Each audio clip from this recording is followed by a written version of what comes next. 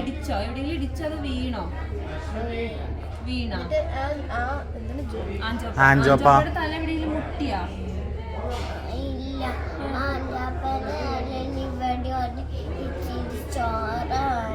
ഇവിടെ ചോര വന്നാ? ആഞ്ചോപ്പയുടെ ഇവിടെ മുട്ടിയിട്ട് ചോര വന്നോ? ആഞ്ചോപ്പയുടെ ചോര വന്നോ? വാവയുടെ മുട്ടിയതല്ല.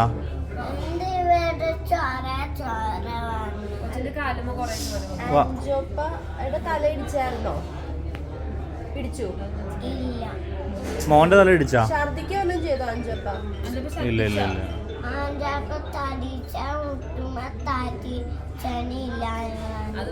ഛർദിക്കാൻ മുട്ടുമ്പോ ഛർദിക്കണെന്ന് പറഞ്ഞു.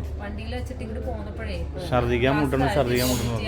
അത് ആ വണ്ടിയുടെ ഒരു സീറ്റിന്റെ ഒക്കെ ആയിരിക്കാം. എങ്ങടാ വീണ? ഇങ്ങോട്ടേക്കാണോ വീണേ അതോ ഇങ്ങോട്ടേക്കാണോ വീണേ?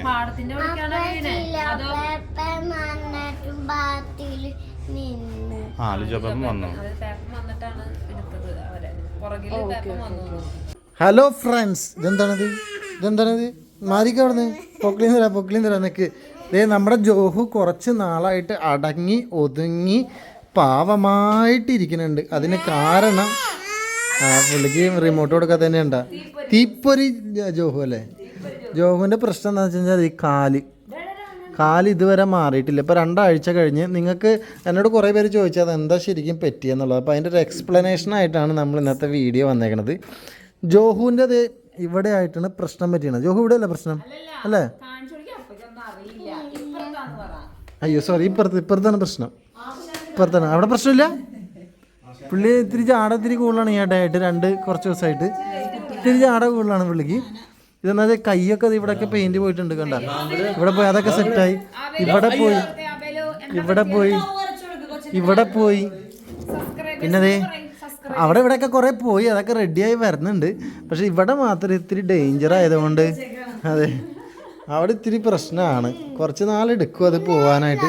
അത് കാരണം ജോഹു സ്കൂളിൽ പോകാൻ പറ്റാത്തതിൻ്റെ വിഷമത്തിലാണ്. സ്കൂളിൽ പോകാൻ പറ്റാത്തതിൻ്റെ വിഷമത്തിലാണ് ജോഹു ഇരിക്കുന്നത്. ജോഹു ഇത് എക്സ്പ്ലെയിൻ ചെയ്ത് കൊടുക്ക്, എല്ലാവർക്കും അറിയില്ല ഇതെന്താ സംഭവം എന്ന് വെച്ചാൽ. ഇതിൽ വേറൊരു താരമുണ്ട്. ആ താരമാണ് ഇതേ ഇരിക്കണം. ആ താരം, ഈ താരമാണ് ഇതിൻ്റെ മെയിൻ താരം അല്ലേ? ജോഹുവാണ് മെയിൻ താരം. ഇവനും എന്താ സംഭവം എന്താണെന്ന് പറയാം. ആഞ്ചയ്ക്ക് ഓർമ്മയില്ല സത്യം പറഞ്ഞാൽ എന്താ സംഭവിച്ചതെന്ന് ഓർമ്മയില്ല. അത് കാരണം ഞങ്ങൾക്കും അറിയില്ല അതിൻ്റെ ഡീറ്റെയിൽ കാര്യങ്ങൾ. ഇവനാദ്യം കാര്യം പറയട്ടെ. ആദ്യം പെട്ടെന്ന് ഞാൻ ഓഫീസിലായിരുന്നു. ആ സമയത്ത് എനിക്ക് പെട്ടെന്ന് കോള് വന്നിട്ട് ആഞ്ചോയും ജോഹും വണ്ടി ആക്സിഡൻ്റ് ആയെന്ന് പറഞ്ഞു. അപ്പോൾ എനിക്കറിയില്ല ഇത് എന്താ സംഭവിച്ചത്. ഞാൻ ആകെ ടെൻഷനായിപ്പോയി. ആഞ്ചോന്റെ കിളി പോയി എന്നാണ് പറഞ്ഞത്. പിന്നെ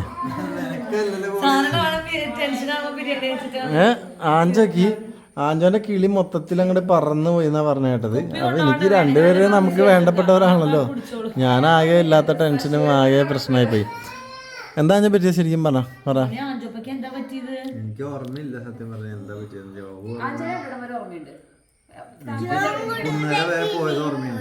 ജംഗ്ഷൻ വരെ പോയതേ ഓർമ്മയുള്ളൂ. അത് കഴിഞ്ഞിട്ട് എന്താ സംഭവിച്ചത്?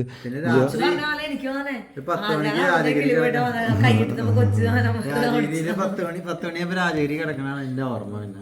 പിന്നെ രാത്രി 10 മണി. കാരണം വെച്ചാൽ ഇവനിത് പറ്റിയിട്ട് ഇവൻ എന്തൊക്കെയോ ശരിക്കും പറഞ്ഞു കഴിഞ്ഞാൽ നമ്മുടെ വീടിനടുത്തുള്ള, ഞാൻ ആ സ്പോട്ട് കാണിച്ചു കേട്ടോ. ഈ കാണുന്ന സ്പോട്ടാണ്. ഈ വീടിനടുത്തുള്ള ഈ സ്ഥലത്ത് വെച്ചിട്ടാണ് വണ്ടി മറയാണ് ചെയ്തത്. ഇവർ വന്ന സ്കൂട്ടർ മറയാണ് ചെയ്തത്. എങ്ങനെ സ്കൂട്ടർ മറഞ്ഞെന്നോ അങ്ങനെയുള്ള ഡീറ്റെയിൽസ് ഒന്നും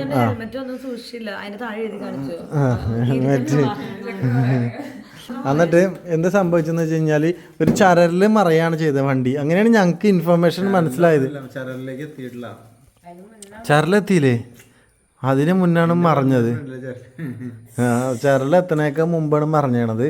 മറിഞ്ഞു കഴിഞ്ഞിട്ട് ഇവൻ എൻ്റെ അനിയനെ ഇളയവനെ വിളിച്ചു എന്നാണ് പറയണത്. അവനെ വിളിച്ച് അവൻ ഫോൺ എടുത്തപ്പോഴേക്കും ഇങ്ങോട്ട് വാടാ വേഗം വണ്ടി മറിഞ്ഞെന്ന് പറഞ്ഞു. അത് കഴിഞ്ഞ് ഇവൻ അങ്ങോട്ട് ചെല്ലുമ്പോഴേക്കും പിന്നെ ഒന്നും ഓർമ്മയില്ല. ഇവൻ കൊച്ചിനെയും പിടിച്ചോണ്ട് ജോഹുനെയും പിടിച്ചോണ്ട് നിൽക്കണത് മാത്രമേ ഇവന് ഓർമ്മയില്ല. ജോഹുവിൻ്റെ കാലമേ തന്നെ ഒരു ലോഡ് ചോര ഇങ്ങനെ പോയിക്കൊണ്ടിരിക്കുകയായിരുന്നു. പിന്നെ അപ്പം തന്നെ വണ്ടി കയറ്റിപ്പോയി ആഞ്ചോൻ്റെ ബോധം ഓൾമോസ്റ്റ് പോയല്ലടി. അല്ല വണ്ടി കേട്ടണ്ട ഒന്നില്ല. ഞാനിവിടെ ഓടിച്ചിരുന്നല്ലോ. ആഞ്ചേട്ടൻ കൊച്ചിനെ തൂക്കി പിടിച്ച് ഞാൻ ഓടി വീട്ടിലേക്ക് വന്നൊക്കെ അങ്ങനെ ജോഹു കുറെ തള്ളലൊക്കെ ജോഹു തെറിച്ച് പാടത്തേക്കേ പോയി എന്നാണ് ജോഹു പറയണത്. ജോഹു പാടത്തേക്ക് ആ സമയത്ത് ഇല്ലെന്നേ കാലുമേ ചോരല്ല. ജോവ് ഇട്ടിട്ടില്ല. ജോവിനെ പൊക്കി പിടിച്ചാൽ ചേട്ടന് പേടിയാൻ തോന്നണേ. കാലിൽ ഞാൻ താഴെ കുത്തിയ പ്രശ്നമാണ്. ജോവിനെ ഞാൻ തൂക്കി പിടിച്ചില്ല. കാലിന്റെ മറ്റേ സിനിമ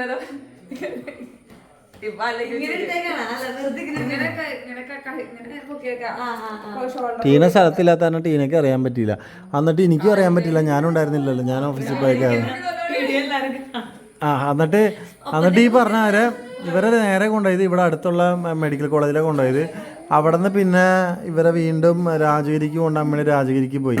രാജഗിരി വെച്ചാണ് നമ്മളൊക്കെ കാണുന്നത്. രാജഗിരി ചെന്ന് കഴിഞ്ഞപ്പോൾ ആഞ്ചോ തിരിച്ച് ഇവന് ഭാര്യനെന്ന് അറിയില്ല. ഇവന്റെ ഭാര്യ ആരാണെന്ന് ഇവൻ ദുബായിലാന്ന് ഇവൻ പറഞ്ഞോണ്ടിരുന്നത്. ദുബായ്, ഞാൻ ദുബായ്, ഞാൻ ഫ്രം ദുബായ് എന്നാണ് ആഞ്ച പറഞ്ഞോണ്ടിരുന്നത്. ചേട്ടൻ ഭയങ്കര സീരിയസ് ആയിട്ട് പറയണേ. പിന്നെ ഇങ്ങനെ ഭയങ്കര ഇൻഡിഫറെന്റ് ആയിട്ട് പെരുമാറി തുടങ്ങി. ഛർദിക്കാൻ വന്നൊക്കെ പറഞ്ഞില്ലേ.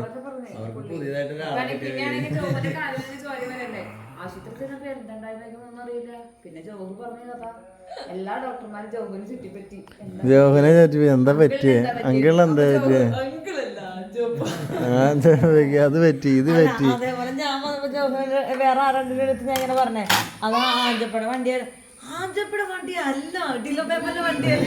ലിജാബേബന്റെ വണ്ടിയാണ്. ഓക്കെ, അപ്പൊ അങ്ങനെ പറയാണ് ചെയ്തത്. പിന്നെ ഇവന് ഒരു ദിവസം കൊണ്ട് ശരിക്കും മുംബൈ പോകാനിരുന്നാണ്. ദുബായാണ്. പിന്നെ പതുക്കെ പതുക്കെ ആഞ്ചക്ക് ഓരോ കാര്യങ്ങൾ ഓർമ്മ വന്നു. പതുക്കെ പതുക്കെ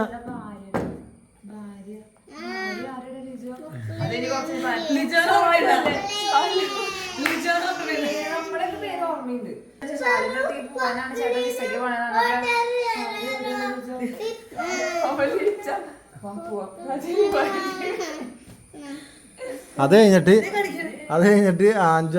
ആഞ്ചക്ക് പതുക്കെ പതുക്കെ ഓരോ കാര്യങ്ങൾ ഇങ്ങനെ ഓർമ്മ വന്ന് പതുക്കെ പതുക്കെയാണ് ആഞ്ചക്ക് ഓരോ കാര്യങ്ങൾ ഓർമ്മ വന്നേട്ടാ. ഓർമ്മ വന്നു കഴിഞ്ഞപ്പോൾ ജോഹുവിനാണ് ശരിക്കും പറ്റിയത്. ജോഹുവിൻ്റെ കാലും വലത്തെ ഞാൻ ജോഹുവിൻ്റെ എക്സ്പ്ലെയിൻ ചെയ്തുതരാം. ജോഹുമോനവിടെ ജോഹു വഴക്കിട്ടിരിക്കാണ്ട. ജോഹുവിൻ്റെ ഈ കാലിൻ്റെ ഇവിടെ ആയിട്ട് മാംസം പോയി.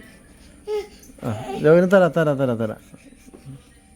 ജോഹുവിന് 2 കിട്ടാത്തതിൻ്റെ കുറവുണ്ട്. അപ്പോൾ കുറച്ച് നാളായിട്ട് പുള്ളി ഫ്രീ ആയിട്ടിരിക്കുകയല്ലേ, അതിൻ്റെ ഒരു കുറവ് പുള്ളിക്കുണ്ട്. നിലവിൽ ഇവിടുത്തെ മാംസം അങ്ങോട്ട് പോയി. അതായത് നമ്മുടെ സ്കിന്ന് 2-3 ലെയറാക്കിയാണല്ലോ. ആ കാല് കുത്തി കഴിഞ്ഞാൽ ജോഹു നീ അന്ന് അവിടെ ഡ്രസ്സ് ചെയ്യാൻ പോയപ്പോൾ കടന്ന് കരഞ്ഞതാണ്. നീ ഇനിയും കരയേണ്ട വരും. ഇവൻ്റെ അവിടുത്തെ മാംസം പോയിട്ട് കാല് കാണിക്കൂലേ? കാണിക്കടാ. പുള്ളിക്ക് റിമോട്ട് കൊടുക്കണില്ല, TV വെച്ച് കൊടുക്കണില്ല, ഫോൺ കൊടുക്കണില്ല എന്നുള്ള പരാതിയാണ് പുള്ളിക്ക് പ്രശ്നം. അപ്പോൾ അവൻ്റെ കാലുമേന്ന് കുറച്ച് മാംസം പോയ കാരണം ആദ്യം അവർ പ്ലാസ്റ്റിക് സർജറി ചെയ്യണമെന്നാണ് പറഞ്ഞത്. പ്ലാസ്റ്റിക് സർജറി ചെയ്യാൻ വേണ്ടിയാണ് ഓപ്പറേഷൻ തിയേറ്ററിൽ കയറ്റിയത്. പക്ഷേ കുഞ്ഞായതുകൊണ്ട് ചിലപ്പോൾ കൂടിയാലോ എന്ന് വിചാരിച്ച് അവർ സ്റ്റിച്ചും വേറെ എന്തൊക്കെയോ ചെയ്ത് വിടാനുണ്ടായത്. അങ്ങനെ അവന് സ്റ്റിച്ചൊക്കെ ചെയ്ത് മാറി. ഒരാഴ്ച കഴിഞ്ഞ് വീണ്ടും പോയി ചെക്ക് ചെയ്ത് ഓപ്പറേഷൻ തിയേറ്ററിൽ. അപ്പോൾ ആ മാംസം കൂടി വരുന്ന കാരണം ഇപ്പോൾ 2-3 ആഴ്ചയായിട്ട് ഇങ്ങനെ നമ്മൾ ഡ്രസ്സ് ചെയ്തുകൊണ്ട് നടക്കാണ്. അതാണ് സത്യം അല്ലേ ജോഹു? ജോഹു ആയതുകൊണ്ട് അത് സത്യം ഉണ്ടാ. ആ ഡോക്ടർമാരൊക്കെ പറഞ്ഞ് ഇങ്ങനെയുള്ള പിള്ളേർ വന്നു കഴിഞ്ഞാൽ സാധാരണക്ക് അറിയണമൊക്കെയാണ്. ജോഹു ആണെങ്കിൽ അവിടെ ഫുള്ള് ഉഷാറെന്ന് വെച്ചാൽ വേറെ റേഞ്ചായിരുന്നു ജോഹു. ഇത്രയൊക്കെ പൊട്ടിയിട്ടും ജോഹുവിനൊരു കൂസൽ പോലെ ഉണ്ടായിരുന്നില്ല. നല്ലതാണ് ജോഹു. ആ സാധനത്ത് നമ്മുടെ ആവേലും ആയിരിക്കും. ആവേല് വീണ് ആ സാധനത്ത് ആവേലും ആയിരുന്നെങ്കിൽ അന്ന് ഇവിടെ കൊണ്ടാ ആവേലും ആയിരുന്നെങ്കിൽ കരഞ്ഞ് വെളുപ്പിച്ചനെ.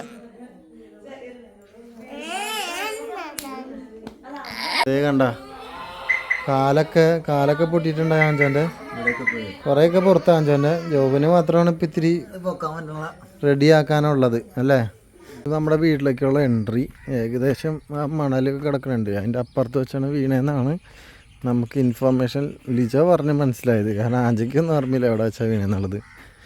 ഇവിടെ ലെഫ്റ്റ് സൈഡ് ഇങ്ങടേക്കാണ് തന്നെ റൈറ്റ് സൈഡിലേക്ക് തന്നെയാണ് ഇവർ രണ്ടുപേരും വീണത്. കാരണം രണ്ടുപേരും റൈറ്റ് സൈഡിലാണ് മൊത്തം പറ്റിയേക്കണത്. പിന്നെ ജോഹു പറയുന്നുണ്ട് ജോഹു പാടത്തേക്ക് തെറിച്ചു പോയി എന്നൊക്കെയാണ് ജോഹു പറയണത്. ജോഹുവിനെ എടുത്തുകൊണ്ട് വന്നതെന്നൊക്കെയാണ് ജോഹു പറയുന്നത്. ജോഹു അങ്ങോട്ട് ഇങ്ങോട്ടൊക്കെ മാറ്റി പറയുന്നുണ്ട്. അപ്പോൾ അങ്ങനൊരു സംഭവം ഉണ്ടായി. അത് ജീവിതത്തിൽ ഭയങ്കര ഒരു ബുദ്ധിമുട്ടുണ്ടായ ഒരു സംഭവമാണ് പെട്ടെന്ന് തന്നെ. എന്നാലും എല്ലാം ഒരു കുഴപ്പമില്ലാതെ ദൈവം അനുഗ്രഹിച്ച് പോയി. അപ്പോൾ അതൊക്കെ തന്നെയാണ് ഇപ്പം നിങ്ങൾക്ക് എല്ലാവർക്കും മനസ്സിലായിട്ടുണ്ടാവില്ല എന്താ സംഭവിച്ചതെന്നുള്ളത്. അന്നത്തെ ദിവസം ഒട്ടും പ്രതീക്ഷിക്കാതെ വന്നൊരു അപകടമാണ്. രക്ഷപ്പെട്ടു സത്യം പറഞ്ഞാൽ.